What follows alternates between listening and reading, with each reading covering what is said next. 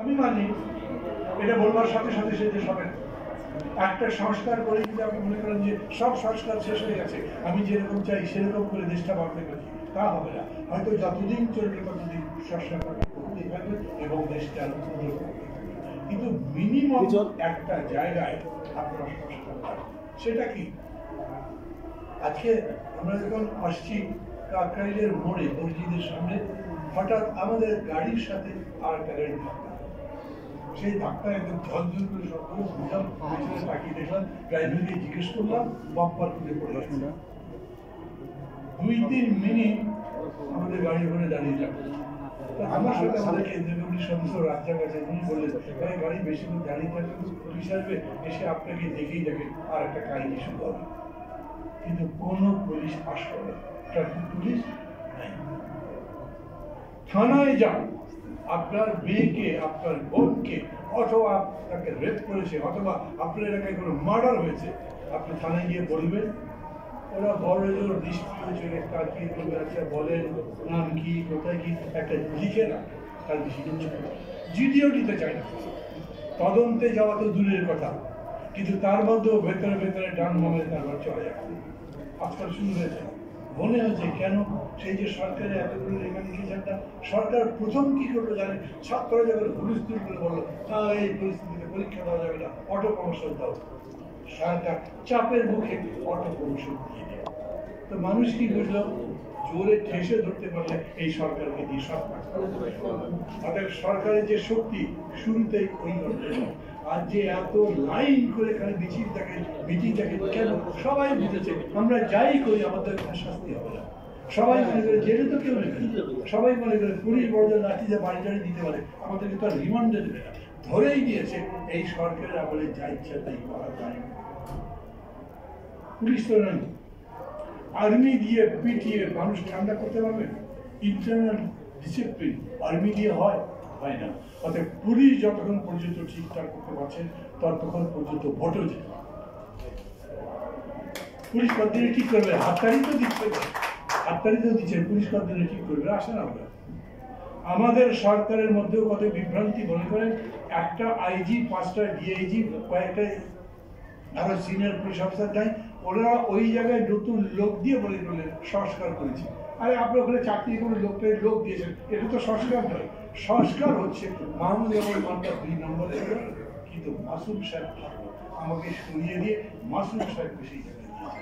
এটাকে আপনি সংস্কার বলেন, আপনি ভালো একটা কিছু আশা করতে পারেন। তা না হলে এক এক্সকে সরিয়ে ওয়াইকে দিলে এক্স যা ওয়াইও পাই, এর জন্য তো সংস্কার নয়। আমরা সেই সংস্কার চাই না, ওই সংস্কার আমাদের কি হবে? এই কাজ তো এখনো ধরতেই পারে না।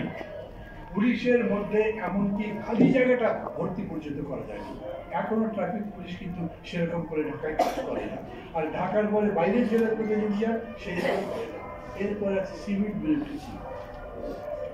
সচিবালয়ে তো মধু ক্যান্টিনের মতো মিছিল হয়েছে, কারো বিরুদ্ধে ব্যবস্থা নিতে পেরেছে সরকার? নেয়নি কেন? আমি আবার বলি, মানে একসাথে গেলে আমাকে অনেক কথাবার্তা কানে বলে, মাথার মধ্যে কিলবিল করতে বলে, আমি জানি না খুব গুছিয়ে কথা বলতে পারছি কিনা। ডক্টর ইউনূস মনে করেন দেশ একটা চূড়ান্ত ফ্যাসিবাদের কবলে ছিল, সত্যি আমরা বলি। এইখান থেকে এখন শুরু হয়েছে গণতন্ত্রের উত্তরণ, গণতন্ত্র নির্মাণে। এই যে গণতন্ত্র নির্মাণের যাত্রা, এইটা কি কোয়ার্সিভ হবে, মানে বল ব্রেক করে করবো নাকি পার্সিউ করে? আপনারা বলেন কোনটা করবেন? বাংলাদেশের জনগণের অবস্থা কি? যদি আপনি পার্সিউ করতে থাকছেন, লোকজন ভায়োলেন্ট হচ্ছেন, মানে গভর্নমেন্ট কোনো কাজে নিয়ে কিছু করে, 2-3টা বাড়ি দিলে কয়েকটা অ্যারেস্ট করে ঠিক হয়ে যাবে। আবার যদি অ্যারেস্ট করে নিয়ে যায়, তারপরে বলবে এই সরকার তো আগের মধ্যেই লড়লো, ঠিকই গ্রেপ্তার করছে না, এইরকম চলবে না। মানে আমার অদ্ভুত লেগেছে যখন এই পেপারের মধ্যে মাসুম সাহেব বলেছেন বাংলাদেশের জনচরিত্রের মেরামত সহজ নয়। জনচরিত্রের মেরামত সহজ নয়, ঠিক মনে করেন? চুরি করো, দিয়ে দুইটাই চলে আমাদের দেশে। এখন পর্যন্ত আমরা যুক্তি নির্ভর করি, যুক্তি মানতে চাই না। আমাদের আবেগ যত ডমিনেট করে, আমাদের যুক্তি সেরকম করে কাজ করে না। এই মানুষকে আপনি ঠিক করবেন কিরকম করে? এই যে বিতর্ক, একটা বিরাট বিতর্ক তো চলছে, আওয়ামী লীগ কি করছে, আগামীতে ভোট করতে পারবে? ভাই আমি আমার কথা সময় নিয়ে, আমি যদি দেখি যে আওয়ামী লীগ আবার মিছিল করছে, আর যেরকম করে বলে না এই কচি কিশোর গ্যাং তারা আমাদেরকে সরিয়েছে, তখন অনেক টান গিয়ে পিছিয়ে থাকে। এই কিশোর গ্যাং তাদের সরিয়েছে, যদি তাও সত্যি হয় তাদের পক্ষে সম্ভব নয় 15 বছর যে লুটপাট করেছে তার পক্ষে কোন রকম বক্তব্য হাজির করতে পারবে তারা? আমরা এই মহান পক্ষে লুট করেছি বলবে নাকি? কত টাকা লুট করেছে তার ডকুমেন্ট আছে না? উনি নিজে বলেছেন তার পিওর 400 কোটি টাকা ইনকাম করেছে। যখন দিতে হবে না তাকে, রাজনীতির মাঠে এটাই হয়ে গেল আর তারা আবার প্রতিষ্ঠিত হয়ে গেল। আমি মনে করি আওয়ামী লীগের আবার ফিরে আসার সম্ভাবনা খুবই কম, হয়তো শুনতে। কিন্তু আমি অ্যাবসলিউট টার্মে কথা বলতে চাই যে পলিটিক্স খারাপ জিনিস। পলিটিক্স শুধু মানুষই তো জটিল জিনিস। এই যে বলছেন আপনি দেখেছেন যে এই জনচরিত্র বদলানো সহজ নয়, তো এটা তো এরকমই। এই মানুষ যখন দেখে যে একটা বিশ্রী ইয়ে তো হচ্ছে, তখন মনে করে আরে নেতা ঠিক হবে, তুই একটা টান্ডন বাড়ি দিলে ঠিক হবে, উনি ইনভাইট করে। অথচ এই জায়গাতেই বিতর্ক কোনটা ঠিক আমার প্রায় মনে হয়, যদি আমরা গণতান্ত্রিক পদ্ধতিতে কোনো রকম বল প্রয়োগ ছাড়া সত্যি সত্যি 2 বছরের জায়গায় 4 বছর লাগে কিন্তু গণতন্ত্রের এই সৌধটা নির্মাণ করতে পারি, তাহলে বাংলাদেশকে আমেরিকা বা ব্রিটেনের মতো দেশ উদাহরণ হিসেবে বিশ্বে রাখা। আমি কেবল জোশের উপরে, এখানে রাগের উপরে কথা বললাম, কথা বললেই আবার চলবে না। আমি সেই টেস্টে যদি যাই তাহলে সেটা বুঝি। আমি মনে করি, আজকে আমি অনেস্টলি বলি, যে কজনের বক্তৃতায় শুনলাম, এমনিতেই আর্মির লোকজন সম্পর্কে বলি যদি, তাহলে আপনার মনে করবেন আমি মনে অবস্থা থেকে কথা বদলে ফেললাম, তা না। আগে সবাই বলতো না আর্মির লোক, ওই বুদ্ধি তো হাঁটুতে। আমি দেখি আর্মির লোকজন এত চমৎকার কথা বলেন, তাদের পারসেপশন এত ভালো। ভাই আমি তো শ্রমিকের মধ্যে, কৃষকের মধ্যে তা পাবো না। আজকের যে সংস্কারের বিতর্ক চলছে, আজকে যে সংবিধান পরিবর্তনের বিতর্ক চলছে, সেই বিতর্কে আপনি আপনার গ্রামের মধ্যে গিয়ে লোকজনকে ডেকে বলেন তো, আচ্ছা বলো তো বাইক্যামেরাল লেজিসলেচার ভালো না ইউনিক্যামেরাল? ও কিছু বুঝবে? ও তো মানেই বুঝবে না। তার কাছ থেকে আপনি প্রস্তাব পাচ্ছেন না। তাকে আমি ছোট করছি না, তার জীবন সংগ্রামে সে আমার চেয়ে অনেক বড়। আমার বাবা তো লেখাপড়া শিখিয়েছে, আমাকে 2-4 বিঘা জমিও দিয়েছে, তার একটা সার্টিফিকেট দিয়েছে, সেই দিয়ে চাকরি আমি বলছি দেখো আমি সংগ্রাম করে দিতাম। আর ওই লোকটার লেখাপড়া নাই, সার্টিফিকেট নাই, জমি নেই, বিয়ে করেছে, 2-3টা বাচ্চা আছে, ও সংসার চালায়। Who is greater? আমি ওকে সংগ্রাম করি, কিন্তু ওর কাছে গিয়ে আমি যদি থিওরিটিক্যাল সাজেশন চাই, সে থিওরিটিক্যাল সাজেশন আমি দিতে পারবো না। তাকে যদি আমি বলি যে আচ্ছা বড় তো জন এই যে আনুপাতিক ভোট ভালো নাকি আমাদের এখন যেটা চলছে সেটা ভালো, ওকে তো আনুপাতিক বোঝাতেই আমার কয়েক মাস লাগবে। তো সমস্ত জনগণ নিয়ে এটা করবো এরকম ভাবলে লাভ হবে না। যারা যারা পারবেন তারাই মত দেবে, সেই মতের ভিত্তিতে সিদ্ধান্তটা কেমনি করবে সেটা বলেন তো। ডক্টর ইউনূস আমার সরাসরি টিচার। আমি চট্টগ্রাম বিশ্ববিদ্যালয়ে পড়তাম, আমি চট্টগ্রাম বিশ্ববিদ্যালয়ে ইকোনমিক্সের টিচার ছিলেন, ডিপার্টমেন্টের চেয়ারম্যান ছিলেন, আমাকে পড়িয়েছেন উনি, সম্পর্ক ভালো ছিল। তার ছোট ভাই জাহাঙ্গীরকে হয়তো অনেকে আপনারা চিনতেন, একজন টিভি ব্যক্তিত্ব ছিলেন, ক্যান্সারে মারা গেছে। আমি জাহাঙ্গীর একসাথে মানে একই ব্যাচে, ওইভাবে সম্পর্ক ছিল। বড় ভাই ইব্রাহিম ভাইও ভালো ছিল, কথা বলতে পারি। তো আমাদের যখন সংলাপ হলো তখন আমি ছিল স্যার একটা কথা বলেন তো, আপনার কি ক্ষমতায় বেশি দিন থাকার ঠান্ডা ঠান্ডা আছে নাকি? মানে কি বলো না স্যার, আপনি এত বড় হয়ে গেছেন, আপনার ক্ষমতায় থাকতে হবে না। আমি তো বলি নাই যে আমি থাকতে চাই। আমি বললাম আমি জানি বলেই বলছি, আমি যেমন বিশ্বাস করি বাংলাদেশের মানুষ মনে করে doctor Yunus is so big যে তাকে বাংলাদেশের কেয়ারটেকার চিফ অথবা অন্তর্বর্তী সরকারের প্রধান থাকার জন্য ধান্দা করার দরকার নেই। Then you become smaller. আমি এইটা বিশ্বাস থেকে বলছি। দেখেন আমি একটা রাজনৈতিক দল করি, আমি ডক্টর ইউনূসকে বলতে সার্টিফিকেট দিচ্ছি না এই লোকটা ভালো, তো ওর বিরোধিতা করেন তো আমার কি থাকে না, পার লোকের বিরোধিতা করেন কেন? আমি বরঞ্চ বলি আমার সাপোর্টটা আনরিজার্ভ, একেবারে অবিমিশ্র নিরঙ্কুশ। আমি আপনার দিকে চোখ রাখতে চাই। আপনি আমার চেয়ে বয়সে বড় হতে পারেন, শিক্ষক হতে পারেন, কিন্তু রাজনীতি আমি বুঝি যা অনেক কিছু আপনি বোঝেন না। আমি ওই জন্য আপনাকে শিক্ষক মেনেই সাজেশন দেবো, এবং সেই ভিত্তিতে আমি বলতে চাই যে আপনি যদি নির্বাচনটা ভালো মতো দেন, দেশে গণতন্ত্রের ভিত্তিটা নির্মাণ করেন, মানুষ আপনাকে সম্মান করবে, কারণ এটাই মানুষ চায়। তিনি আমাকে বললেন আমি সেটাই করবো, দেখবি। আমি তার প্রতি কনফিডেন্স রাখতে চাই। আমি মনে করি উনি কথা খুব বেশি বলেন না, কিন্তু কাজ করে দেখান। আওয়ামী লীগ ব্যান করবেন বলে একবারও বলছেন না, কিন্তু এমন পদ্ধতিতে যাচ্ছেন যে আওয়ামী লীগ আরও করার সুযোগ পাচ্ছে না, পারেও না। এত অন্যায় আওয়ামী লীগ করেছে, ওই শেখ হাসিনা গিয়ে মোদির কোলে বসে আসলেও কোনো লাভ নেই। ধরেন এরপরে যদি আন্তর্জাতিক আদালতে মামলা যায় তাদের বিরুদ্ধে, আন্তর্জাতিক আদালত যদি আমাদের মামলা অ্যাডমিট করে, আন্তর্জাতিক আদালতে এই মামলা যারা আসলে তাদের সামনে করতে পারবে না। এখন তো বলা হচ্ছে যে মিয়ানমারের যিনি প্রধান সেনাপতি তাকে ডাকা হবে, শেখ হাসিনাকেও ডাকা যাবে, উনি আমলক করেন না, তাকে জবাব দিতে হবে। এবং জবাব দেওয়ার জন্য তাদের মোদির সাধ্য নেই। যদি ওইখান থেকে আন্তর্জাতিক আদালত তাকে আসামি হিসেবে ডাকে, মোদি আঙ্গুল চুষতে হবে, কিচ্ছু করতে পারবে। আমার কাছে মাঝে মাঝে মনে হয় যে আমি যা ভাবতেই পারি না, ডক্টর অনেক কিছু ভেবে ভেবে কাজ করছে। আগে কি হতো দেখেন, শ্রীলঙ্কার ক্রাইসিসের কথা উনি শুনেছেন না? তখন সবাই বলতো শ্রীলঙ্কাকে কেউ টাকা পয়সা দিচ্ছে না, দেবে না। আমাদের গত সরকারকে কেউ টাকা দিতে চাই না। আর ডক্টর ইউনূস মানে আগে টাকা দিতে চায় নাকি, ঋণ দিতে চায় না, আবার বৈদেশিক রিজার্ভ শূন্য হয়ে যাচ্ছে, আবার ডলার থাকছে না, টাকা নাও থাকছে না, দেশ চলবে কেন? তখন কোনো বিদেশি শক্তি আমাকে সাহায্য দিতে চায় না, কোনো বিদেশি শক্তি চায় না। কিন্তু ডক্টর ইউনূস গেলেন যা ঘোষণা দিলেন, কি হচ্ছে, $10 বিলিয়ন অনুদান দিয়েছে, বলতে পারেন, এবং $5 বিলিয়ন ঋণ দেওয়া হবে। আর 15 বিলিয়ন হলে কি হতে পারে? ডক্টর ইউনূস বলেছেন আমাদের অর্থনীতি একটা সলিড ভিত্তির উপর দাঁড়িয়ে আছে। আপনি কি চান? দেশ ঠিক চান তো, অর্থনীতিতে ভালো চান তো?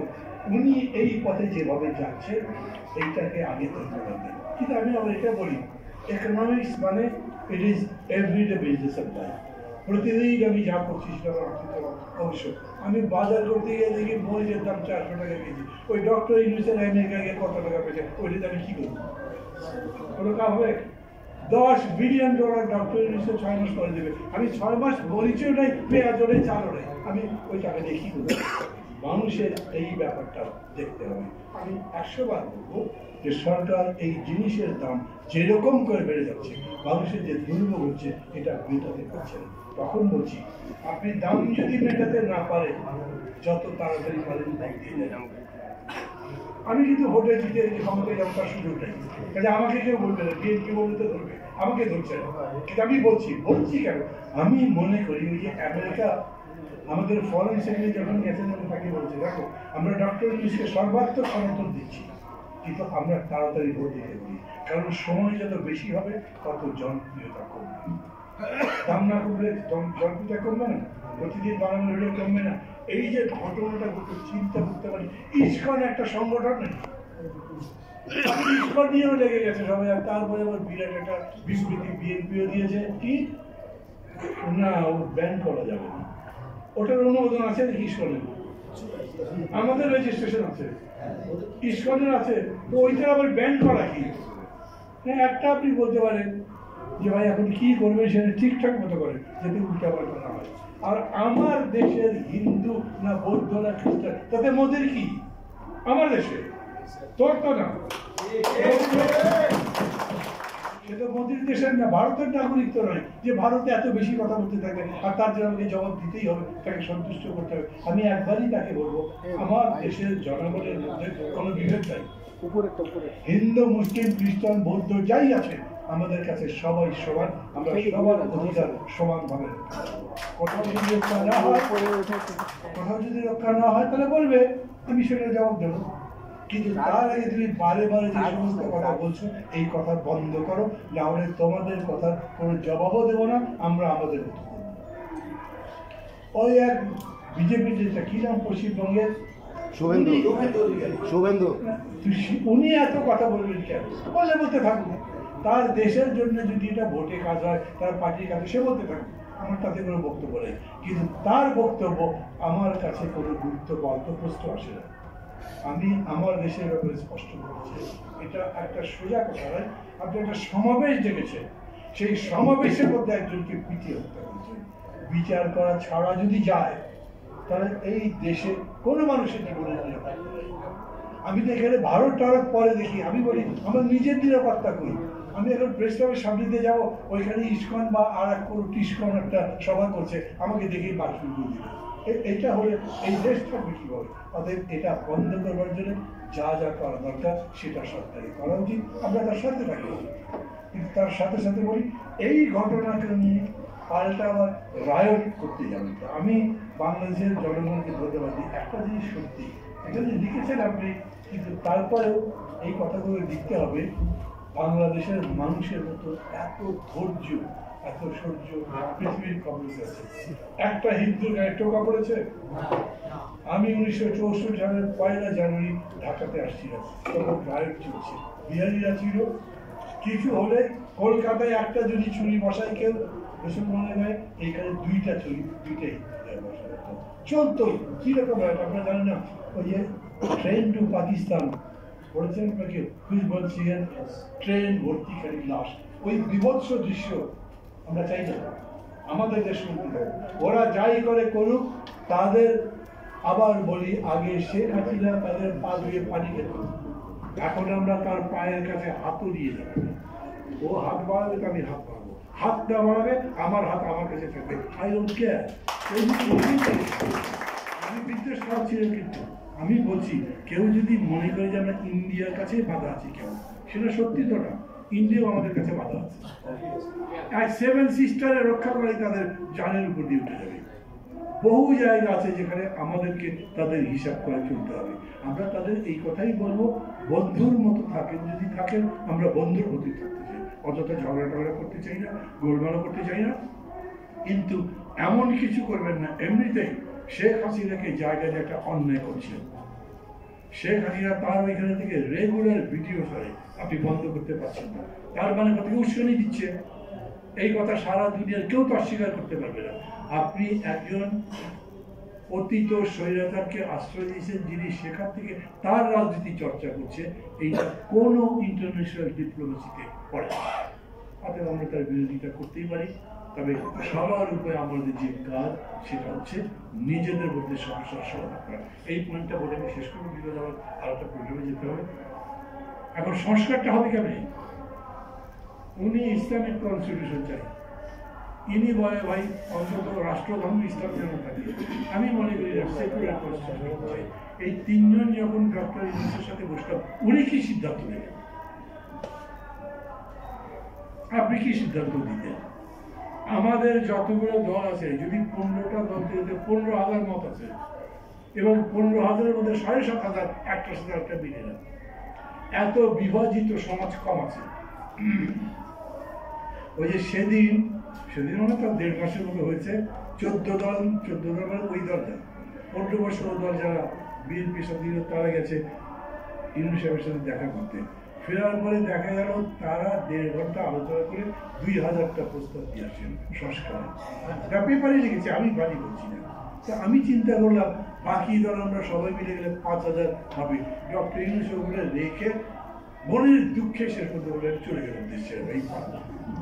এত করে ঠিক করবেন কিরকম করে? অতএব আমি তাকে বললাম কি, স্যার আপনি চাপিয়ে দেবেন? বললাম চাপিয়ে দেবো তো। তাহলে দেখেন উনি কি কথা বলেছেন, যতগুলো মিলবে সেগুলো সংস্কার, আর যা মিলবে না রেখে দেবো। আর ওরা যদি কিছুই মিলতে না আছে তাহলে বলবো ঠিক আছে রেখে দেবে গেলাম। শেষের কথাটার জন্য আমি মনে করি একটু রাগটা করে বলেছেন, অভিমান করে বলেছেন, ওইটা তো আর করা উচিত হবে, উনি করবেন না। আর একটা কথা আমি তাকে বলতে চাই, সেটা হচ্ছে যতগুলো মিললো তা তো করবেনি, আর যেটা একটু কাছাকাছি আসে, একদম পুরো মিলে নেয়, সেগুলো একটু কথাবার্তা বলেন। ডক্টর ইউনূসের ওয়েটটা তো অন্যরকম, উনি আমাকেই শুধু না, মির্জা ফখরুলকে যদি বলেন, এমনকি বেগম জিয়ার সাথে যদি বলেন যে না এটা এই কারণে আপনি ছেড়ে দিতে পারেন। বাংলাদেশে একটা অনন্য উদাহরণ খেয়াল করে দেখেন, এরশাদের পতনের পরে আওয়ামী লীগ আর বিএনপি পার্লামেন্টের মধ্যে বসে সরকার পদ্ধতি বদলে দিয়েছিল না? বিএনপি তার প্রেসিডেন্সিয়াল পদ্ধতি বাদ দিয়ে পার্লামেন্টারি পদ্ধতিতে আসলো না? তো অত বড় ঘটনা যদি হয়ে থাকে তাহলে এখনো আমরা অনেক দূর যেতে পারি। আমার খারাপ লাগছে কোনটা বা আমি একটু চিন্তিত কেন ডক্টর ইউনূস কারোর সাথে এসব নিয়ে কথা বলছেন। এই সরকারে কেউই কারোর সাথে কথা বলে না। ওইটা আবার কোন ভাব, মানে সবই আপনারা জানেন, আমাদেরটা শুনতে হবে না। এখন থেকে যদি কথা বলতেন তাহলে ওদিকে অনেক ডিফারেন্স আগে থেকে কমাতে পারতেন, সেটা ভালো তো। এই কথাও আমরা বলে এসেছিলাম। উনি তো তখন বলেন হ্যাঁ কথা বলতে চাই, এখন আবার কথা বলছে না। এখন বলছেন ওই যে কমিশনগুলো বলছে সেই কমিশন যে প্রস্তাবগুলো দেবে সেইটা নিয়ে পরে সরকার কথা বলবে। তাও কথা বলুক, ততদিন পর্যন্ত আমরা অপেক্ষা করব। কেউ যদি অধৈর্য হয়ে যায় বলবো ভাই একটু ধৈর্য ধরেন। এমনিতে যদি দলের কিছু না হইতো তাহলে আওয়ামী লীগ ক্ষমতায় থাকতো না, তাহলে আরো তো 3 বছর 3.5 বছর পরে ভোট হতো। তারপর অপেক্ষা তো 4.5 বছর করতেই হতো। আপনি তো 4.5 বছর করতে হচ্ছে না, 1.5 বছর 2 বছর করতে হচ্ছে, পারবেন না কেন? আমি মনে করি তাও পারবে, বলতে পারে এগুলো কারণে। এখন যেভাবেই দেখেন রাজপথের লড়াই আমি করেছি, আপনি কিন্তু ঘরে বসেছিলেন লেখাপড়া করছেন। এখন আপনি কমান্ড দেন, আপনি নেতৃত্ব দেন, আমি আপনারটা শুনি, আমি একটু খারাপ লাগতে পারে না? তাতে আমার মন খারাপ লাগবে। আমি 4 বছর জেল খেটেছি, আপনি এই পুরা 4 বছর হিল্লি দিল্লি ঘুরে বেড়িয়েছেন, লেখাপড়া করেছেন, সেমিনারে বক্তৃতা করছেন, এখন এসে আবার আমাকে উপদেশ দিচ্ছে। তখন তুই কি করছিস আমি জানি না, আমার মন তো খারাপ হতে পারে। এইটার জন্য মাইন্ড করা উচিত হবে না, আমাদের একটু ধৈর্য ধরে পরস্পরকে বুঝতে হবে। আমি মনে করি আমাদের এখনকার কাজ হচ্ছে যত বেশি পরস্পরের মধ্যে ডিসকোর্স বাড়ানো, যত বেশি সম্ভব পরস্পরের সাথে কথা বলে, দল থেকে দল, দলের মধ্যে নেতার সাথে নেতা, এক দলের নেতা সাথে আর দলের নেতা একসাথে ডেকে আনুষ্ঠানিক বসতে হবে, তাও তো না। ধরেন স্যার যদি আমাকে ফোন করে বলেন একটু আসবে আজকে বিকেলে তোমার সাথে কথা আছে, আমি তো যাবোই। আমি মনে করি মির্জা ফখরুলকে ডাকলে উনিও যাবেন, তো কথা বলবেন। উনি যদি কথা না বলতে পারেন, উনি কিছু আরেকজনকে দেবেন, উনি বসে থাকবেন। বয়স বেশি হয়ে গেছে, শরীর খারাপ হয়ে দাঁড়িয়ে ঘুমাবে, কিন্তু তাতে কেউ মাইন্ড করবে না, বুঝবে যে তারাও বুঝতে পেরেছে। এই ডিসকোর্স বাড়ালে যত বেশি নিজেদের মধ্যে কথাবার্তা হতে থাকবে, আমি মনে করি আমরা সমাধানের দিকে যেতে থাকবো। তারপরে চোখ কান খোলা থাকবেন, ইস্কন যে কী করে আর মোদি যে কী করে তা তো জানি না। শেখ হাসিনাও বসে আছে, তাদের লোকজনও আছে, মিছিল হলেই সেখানে ছাত্রলীগকে পাওয়া যায়। যে মিছিল হোক ছাত্রলীগ আছে, মানে ওইখান থেকে ওই যে টিপে দিয়েছে যা সব জায়গায় থাকবি ওরকম করে ধরে। ওদের প্রতি এই দয়া মা দেখানো ইনক্লুসিভ সোসাইটির নাম করে তাদেরকে ইউ লেট দেম লুজ, একদম ফ্রি ছেড়ে দেন, এইটা হবে না, উচিত হবে না। তাহলে আমরা সাফ ভালো থাকবে, সবাই অনেক বেশি সময় যেতে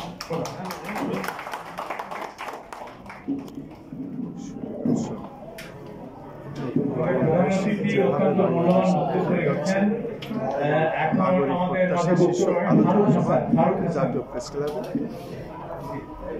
এতক্ষণ বক্তব্য দিলেন আহ্বায়ক নাগরিক পক্ষের মাহমুদুর রহমান মান্না ভাই।